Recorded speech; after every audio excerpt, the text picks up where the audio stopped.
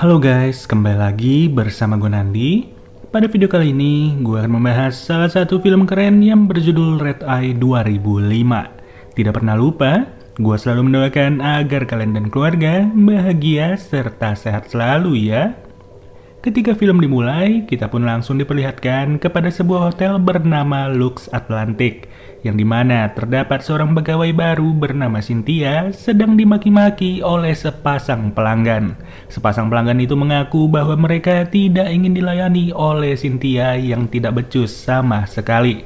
Melainkan mereka berdua malah terus meminta untuk dilayani oleh seseorang bernama Lisa Racer. Yang ternyata Lisa adalah seorang manajer dari hotel itu dan saat ini masih berada di luar kota setelah menghadiri prosesi pemakaman dari neneknya. Sadar kalau pegawai baru itu sedang kelabakan, dengan santainya Lisa langsung membantu Cynthia sampai-sampai semua masalah yang dialami bisa selesai dalam seketika. Sebagai informasi, Lisa yang saat ini sedang berada di luar kota pun baru saja tiba di sebuah bandara untuk kembali pulang ke Miami alias kota asalnya. Selama 2 hari itulah, Lisa hanya bisa menghabiskan waktu sendirian saja sambil terus menelpon ayahnya yang bernama Joe Racer. Sepanjang 2 hari tersebut, ayahnya Lisa selalu mengeluh dengan tidak adanya keberadaan sebuah dompet yang seingatnya selalu ia letakkan di meja kamar. Di sini, Lisa memberitahu ayahnya bahwa ia akan berangkat di jadwal yang paling akhir demi bisa mengejar segala kesibukan yang akan terjadi pada esok pagi. Ya, lebih tepatnya, pada esok pagi itu, seorang Menteri Keamanan Dalam Negeri Amerika Serikat yang bernama Charles Kivy akan menginap di Hotel Lux Atlantic. Kalau boleh jujur, sampai sejauh ini sih semuanya masih berjalan baik-baik saja, serta tidak ada kendala yang berarti sama sekali. Walau sebenarnya para penumpang pesawat itu harus dihadapkan pada keterlambatan penerbangan alias delay. Alhasil, sepanjang penantian itulah Lisa pun bisa menjadi akrab dengan seorang nenek yang tidak sengaja ia senggol. Sebagai permintaan maaf, Lisa sengaja memberikannya sebuah buku bacaan selama di pesawat. Di saat yang bersamaan, terlihat juga seorang ibu bersama anak perempuannya yang baru saja pertama kali menaiki pesawat. Yang dimana segala nuansa senang itu harus rusak dalam sekejap setelah salah seorang pria yang mengaku sebagai seorang dokter mulai terlihat marah-marah kepada petugas bandara. Dan berujung hal itu langsung membuat seorang pria yang tepat berdiri di belakang Lisa mulai turun tangan. Singkat cerita, seusai teguran itu diberikan, suasana yang tadinya terasa panas pun langsung terasa kembali adem. Saking senangnya, mereka berdua pun mulai berkenalan satu sama lain dan diketahui sudah kalau pria tersebut bernama Jackson Ripner. Sembari menunggu di bandara, Lisa yang baru saja terkena tumpahan dari seorang ibu pun langsung sengaja mengganti bajunya di dalam toilet. Disitulah ia tertarik untuk berbincang-bincang lebih dekat dengan Jackson yang notabene sengaja menyiapkan sebuah kursi kosong untuk Lisa. Awalnya pembicaraan mereka masih terkait dengan minuman favorit dan juga makanan favorit. Tapi lama-kelamaan, segala obrolan mulai menuju ke ranah pribadi sampai-sampai membuat Lisa merasa tersipu malu.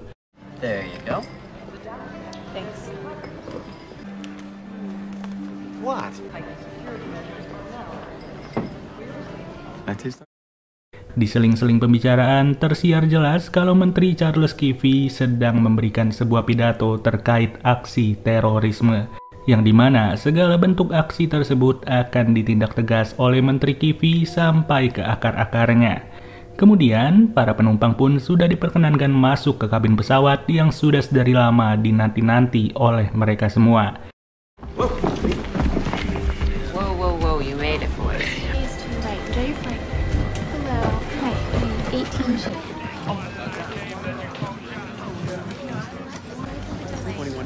Gentlemen, we're going to be dimming the cabin lighting for the duration of tonight's flight. Reading lights, wine and cocktails will be available for an additional capacity seatbelt sign. We will be offering our in-flight beverage service with...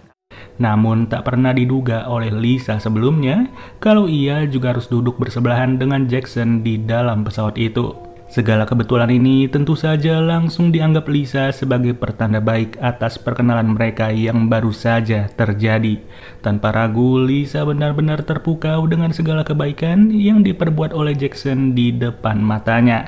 Tidak peduli siapa yang terlihat kesulitan, pasti akan ia bantu dengan senang hati tanpa kompromi sama sekali. Dan tibalah momen paling menyulitkan bagi seorang Lisa, yaitu detik-detik lepas landas dari sebuah pesawat yang notabene tidak benar-benar berjalan mulus. Ladies and gentlemen, at this time we'd like to ask that you discontinue the use. Flight attendants, please be seated. Well, folks, from the flight deck, looks like we're the rest to have a bumpy takeoff, but don't worry, we'll soon climb above it. We'll see if we can We've been cleared for takeoff. Please enjoy your... make up a little lost time once we're in the air. We're number 1 for departure. Flight attendants,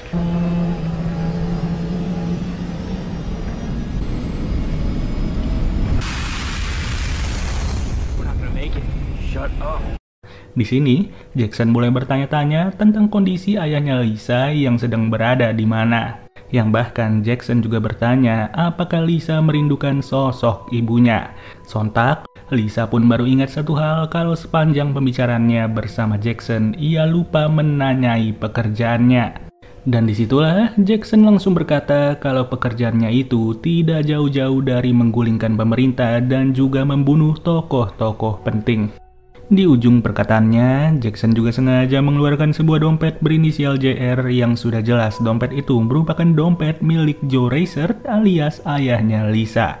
Belum diketahui pasti bagaimana caranya dompet itu bisa berada di tangan Jackson, tapi yang jelas Lisa pun baru sadar kalau seorang pria yang ia kagumi sedari tadi adalah seorang teroris. Ya, mau gak mau, Lisa pun secara diam-diam sengaja menekan tombol pemanggil pramugari demi bisa memberikan tanda kalau ia sedang tidak baik-baik saja. Tapi apa boleh buat, semua itu malah menjadi tidak berguna bagi Lisa sendiri setelah Jackson benar-benar berhasil memainkan perannya. Pada titik ini, Jackson langsung memberitahu Lisa tentang dua hal yang harus ia lakukan sebelum pesawat mendarat di kota Miami. Untuk hal yang pertama, Lisa selaku seorang manajer dari Hotel Lux Atlantic diwajibkan untuk menelpon rekan kerjanya yang bernama Cynthia menggunakan telepon milik pesawat. Kedua, Lisa harus memberitahu Cynthia bahwa sebuah kamar bernomor 3825 yang sudah direservasi oleh Menteri Charles Kivy harus dipindahkan ke kamar bernomor 4080. Sederhananya sih, dua hal tersebut harus dilakukan oleh Lisa sebaik mungkin dan apabila tidak dilakukan, maka ayahnya yang sedang berada di rumah pun akan segera tewas oleh salah satu kerabatnya Jackson yang sedang berada di sebuah mobil BMW sembari menunggu aba-aba dari dirinya. Hanya saja, di sela-sela ketegangan tersebutlah, Jackson pun kembali dimintai pertolongan oleh seorang ibu-ibu yang sempat ia tolong sebelumnya. Dalam kesempatan ini, Lisa juga dihampiri oleh si nenek-nenek murah senyum yang berkata kalau ia sudah membaca buku itu sebanyak 2 bab.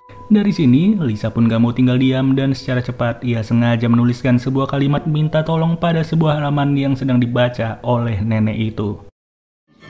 Back up. Through the aisle, please. Looks like I'll come back for that later. Oh, no. Here you go. Thank you. Beruntung semua itu mampu dilakukan secara mulus tanpa diketahui oleh Jackson sama sekali. Tapi ternyata tidak mudah bagi Lisa untuk mengkadali Jackson sampai-sampai ia harus dibikin pingsan pada saat itu juga.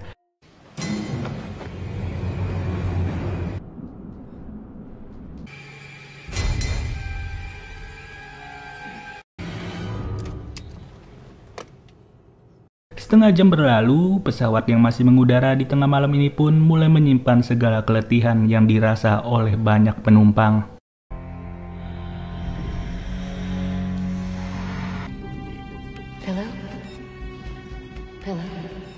Namun tidak bagi seorang Jackson Ripner yang jelas-jelas sengaja memanfaatkan momen itu untuk mengambil sebuah buku dari si nenek.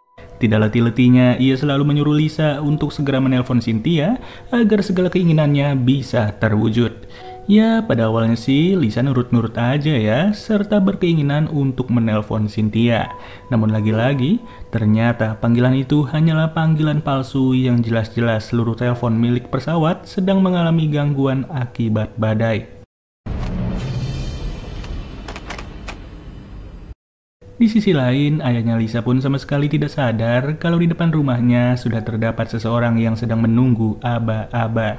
Jelas orang tersebut akan selalu menunggu di tempat itu selagi Lisa belum menjalankan perintahnya Jackson dengan baik. Yang kali ini Lisa meminta izin untuk pergi ke toilet dengan alasan ia sudah merasa kebelet parah. I trust you. Seusai diizinkan, tidak mudah bagi Lisa untuk meminta pertolongan. Ia terus-terusan dipantau oleh Jackson dari kursinya sampai Lisa sendiri benar-benar masuk ke dalam toilet. Walau sebenarnya terdapat juga si anak perempuan yang baru pertama kali naik pesawat. Anak itu terlihat bingung sendiri kenapa pria tersebut memiliki tatapan yang sangat tajam. Di dalam toilet, Lisa hanya bisa menangis sekencang-kencangnya sambil terus memikirkan apa yang harus ia perbuat.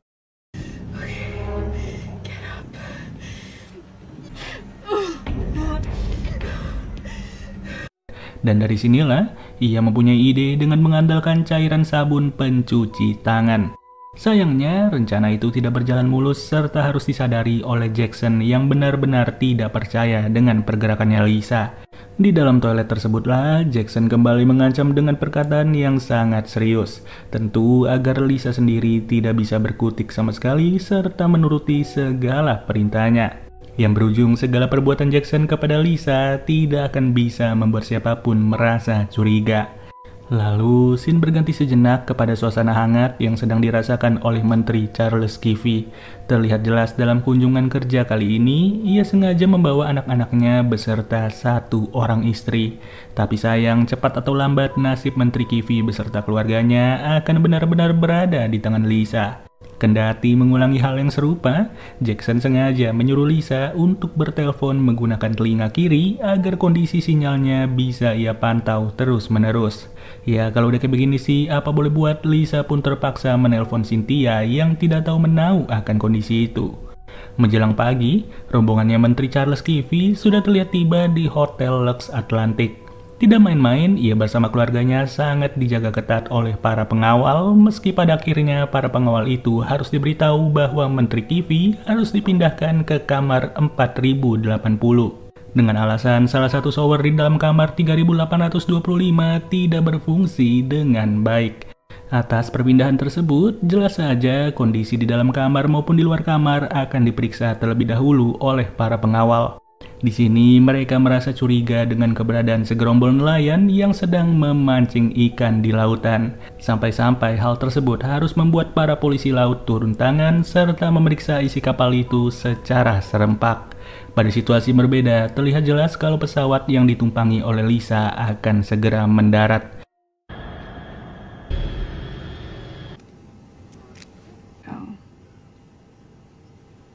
Setelah segala penantian yang begitu panjang, secara tiba-tiba Lisa langsung menusuk tenggorokannya Jackson dengan menggunakan sebuah pulpen yang sudah ia simpan sedari tadi, serta mengambil handphone milik Jackson.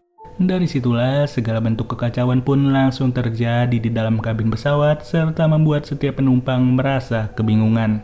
Yang dimana si anak perempuan juga turut membantu kepergian Lisa dengan sengaja membiarkan sebuah tas menghalangi pergerakan Jackson. Ya, sepanjang momen inilah aksi kejar-kejaran harus terjadi secara cepat serta menegangkan bagi seorang Lisa. Bagaimana tidak, dengan segala kecemasannya, ia dipaksa untuk bisa menyesuaikan diri dengan keadaan sekitar. Sampai-sampai berbagai aksi tersebut tidak lagi bisa dilakukan secara berkala serta membuat Jackson menyadari keberadaannya. Mau gak mau, Lisa harus memanfaatkan momentum dan juga timing seakurat mungkin agar bisa lolos dari kejaran Jackson Ripner. Dan untung saja, ia benar-benar berhasil lolos walau dengan perbedaan waktu yang sangat-sangat tipis.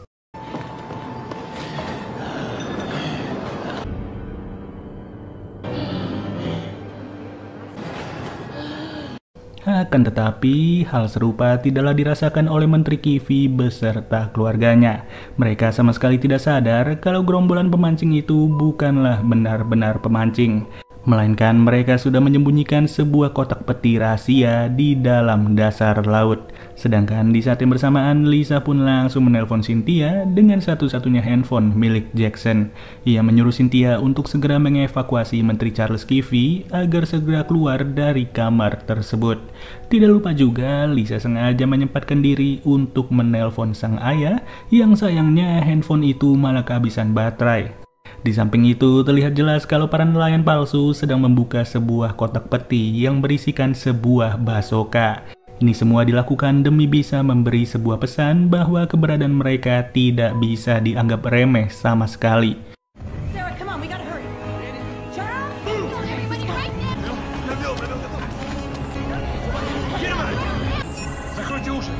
Disinilah, dengan berpacu pada waktu yang tersisa, para pengawal pun berhasil mengevakuasi Menteri Kivi beserta keluarga. Begitu juga halnya dengan Lisa yang baru saja tiba di rumahnya serta melihat keberadaan seorang pria yang tidak dikenal alias bawahan Jackson. Tidak butuh waktu lama, pria itu pun harus tewas dalam sekejap setelah ditabrak secara keras oleh Lisa sendiri. Tapi yang bikin kaget, Jackson ternyata sudah lebih dulu tiba di rumah itu tanpa diketahui pasti bagaimana keadaan ayahnya Lisa. Disinilah aksi kejar-kejaran pun harus kembali terulang yang kali ini semua itu terjadi di dalam rumahnya Lisa. Tentu saja, Lisa memiliki keunggulan dari segi penguasaan denah rumah yang sudah ia tempati sedari lama. Seluk-beluk dari rumah ini sendiri bukanlah hal yang mudah bagi Jackson untuk mengejar Lisa di dalam rumah tersebut.